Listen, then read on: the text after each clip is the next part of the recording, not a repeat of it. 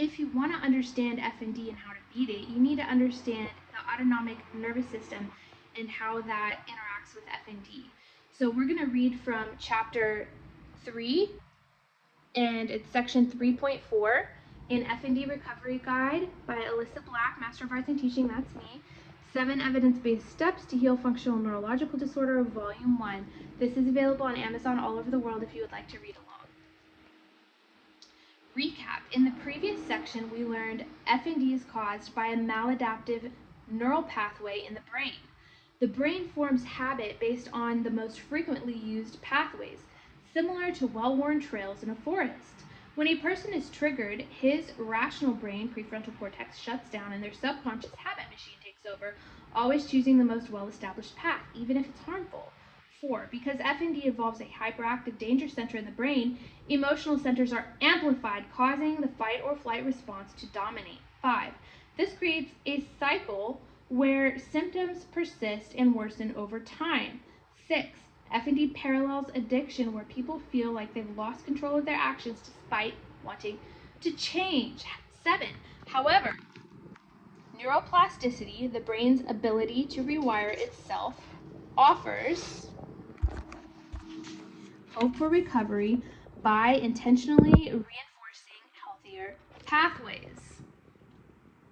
I think we need to study a little deeper into point number 4. FND involves a hyperactive danger center in the brain. This has a direct tie into the symptoms we experience. We have to fully understand causes if we want to fully understand solutions. How the amygdala gets hijacked in FND. The human body has a built-in mechanism for responding to threats, commonly known as the fight or flight response. However, this response is more complex than just 2 reactions. It actually consists of 4 components. And if you want to see them here, fight, confronting the threat. Flight, escaping the danger. Freeze, becoming immobilized to avoid detection. Fawn, appeasing the threat to avoid harm. Together, these reactions form what we will refer to as the quadruple F response, and there's a source that backs that up.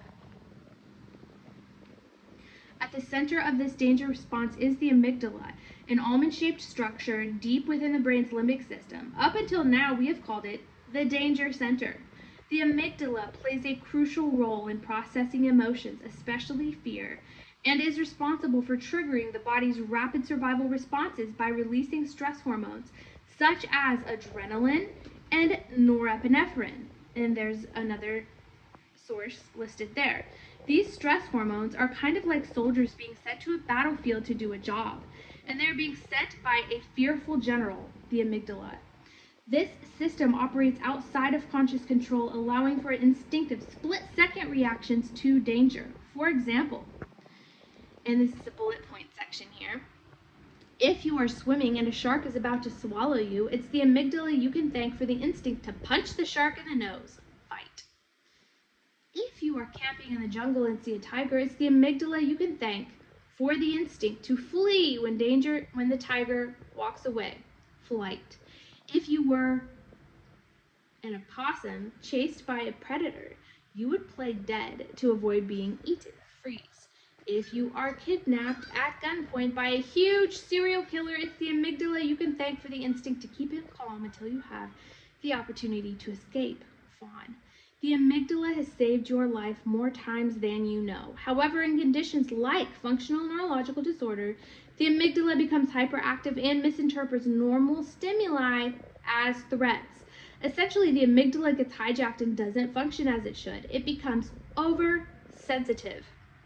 Imagine the amygdala, the brain's fear center, as a security alarm.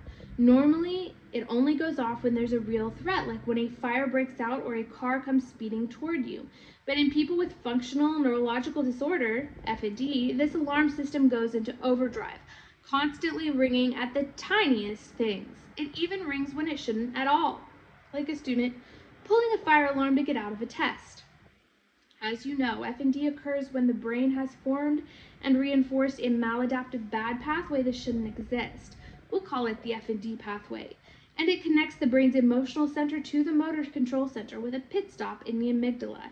And as you also know, in FND, the amygdala is hyperactive, amplifying mild signals into strong signals.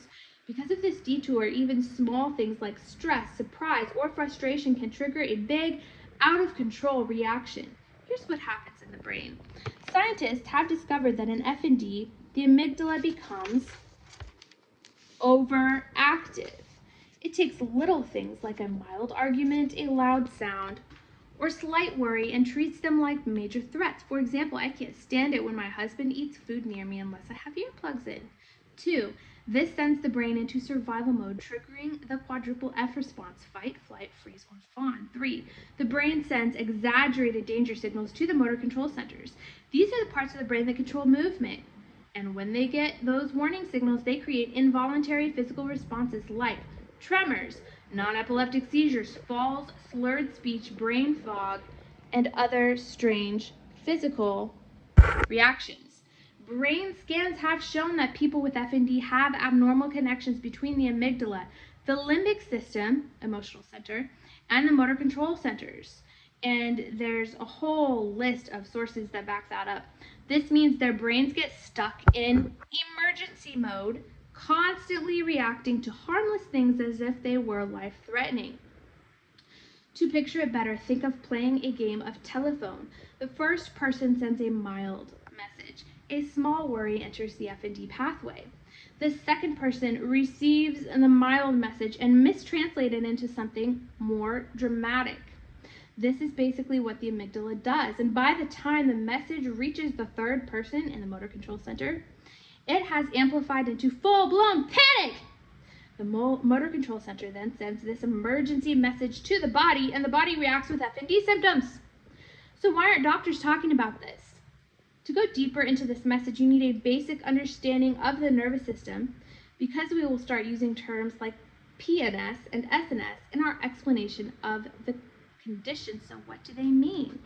And the book just keeps on going with this fantastic explanation of FND, getting to know it a little bit better. If you want information about healing your FND, check out FND Recovery Guide by Alyssa Black, Master of Arts in Teaching. It's available on Amazon all over the world. I am Alyssa Black, I'm the author, and I've healed about 95% from severe FND, and I've gotten my life back, and I want the same for you. And I am trying to mention that this is written by an American, that's me, and I do have a Christian faith, and I write authentically from my perspective.